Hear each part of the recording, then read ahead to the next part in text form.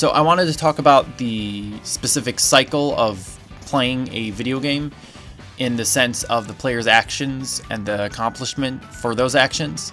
It's a 3-part cycle that goes the goal you want to obtain, the execution, and the reward for accomplishing that goal.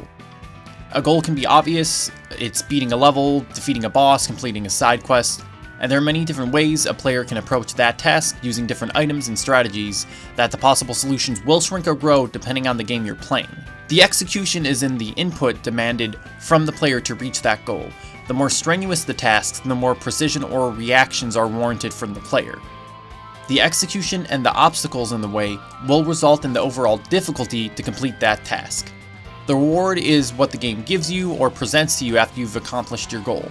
This will be anything from a checkmark on your mission list, an item, or even a conversation between your character and an NPC. This 3-step cycle is very basic, but also very important to how much somebody can enjoy your game. Make your reward not worth the effort it takes to get it, and the player becomes frustrated with your game. Make the execution demand from the player seem unreasonable for the goal needed, and the player becomes distant from the game. You can also have goals not imposed from the game, but from the player themselves.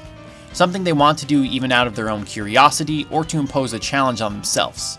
Having the player want to do their own task in the game makes them feel like they have more freedom to express how they play the game, and that makes every player's experience unique. The types of goals for a player imposed on the game can be long-term, like beating the game, medium, beating a level, or short-term, beating an area or a boss. Having the goals, execution, and reward all be equivalent to each other is a very hard balancing act. Some games do this extremely well, others do it very poorly, and some make it intentionally off balance. One game that has low execution but very high reward is Dynasty Warriors, where you're just mashing one button to do cool flashy attacks that murder hundreds and thousands of people. The game's rewarding you for doing the simplest of tasks, but did you really do anything worth all of that? You just pressed a button.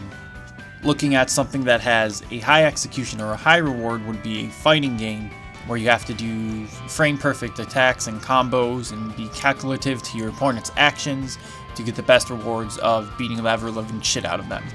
So when making a game or playing a game, consider these options and consider what your player has to go through to get their intended goal and how that reward should affect their gameplay process.